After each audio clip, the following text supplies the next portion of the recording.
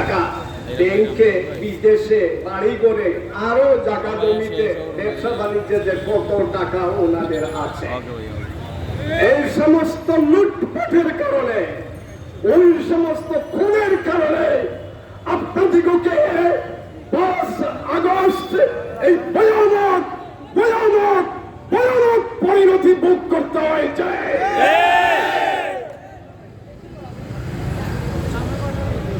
আপনাদের অপকর্মের ফসল আপনারা পাচ্ছেন। এবার দাদাদের বাড়িতে লজিংয়ে বসে এই দেশের বিরুদ্ধে নানা রকম ষড়যন্ত্র, এই দেশটাকে নিয়ে আপনারা যত সব ষড়যন্ত্র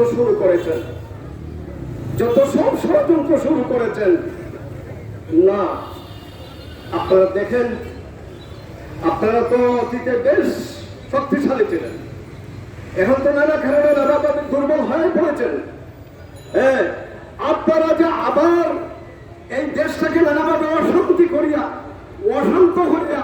অস্থির করিয়া, বিবাদ বিষণ্ণ সৃষ্টি করিয়া, খুন খারাপি করিয়া এই যে দেশে আবার ফিরে আসবেন, আপনারা এটা অন্তত আপাত দৃষ্টিতে কল্পনায় আনা উচিত নয়।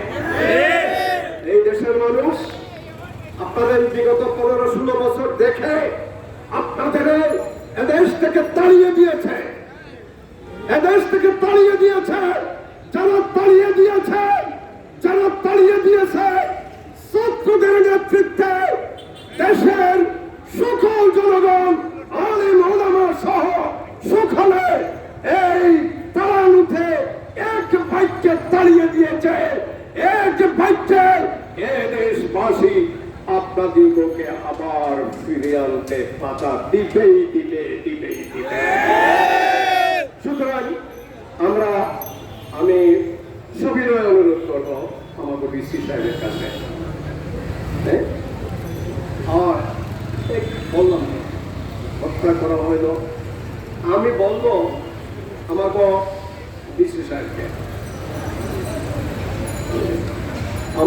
সাহেবকে আমরা সবিনয় অনুরোধ করব, ইসকনের লীলা খেলা কাল কীর্তন আপনারা দেখতেছেন, চট্টগ্রামে দেখছেন, রংপুরে দেখছেন, আরো বিভিন্ন জায়গায় দেখতেছেন, আমাদের অবিলম্বে নিষিদ্ধ করুন। আর বিশেষভাবে ইসকনের কোন সভা মিছিল সিলেটের জমিনে, সিলেটের তাওহীদি জনতা করতে দেবে না।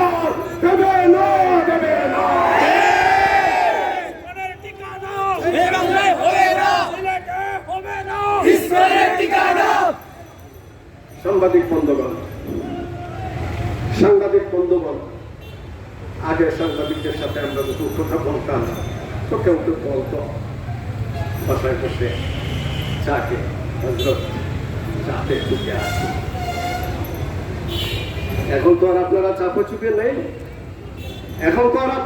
চুপে নেই, এই দেশ 97 ভাগ ইসলাম ধর্মাবলম্বী মানুষের দেশ।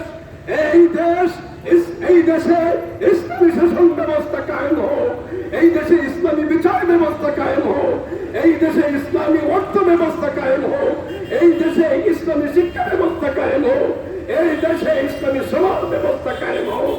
এটাই বৈষম্যহীনতা।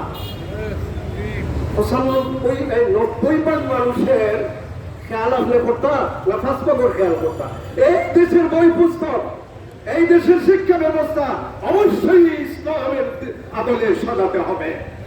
আমি আমার বক্তব্যের একেবারে শেষের দিকে যে কথাটি আমার সাংবাদিক বন্ধুদের বলতে চাই, আপনারা দেশের জন্য অনেক সময় অনেক কিছু করেছেন, দিয়েছেন, বস্তুনিষ্ঠ সংবাদ পরিবেশন করুন এবং আপনাদের লেখনের যুগে এই দেশের ইসলাম ও মুসলমানদের নিরাপত্তা আসুক।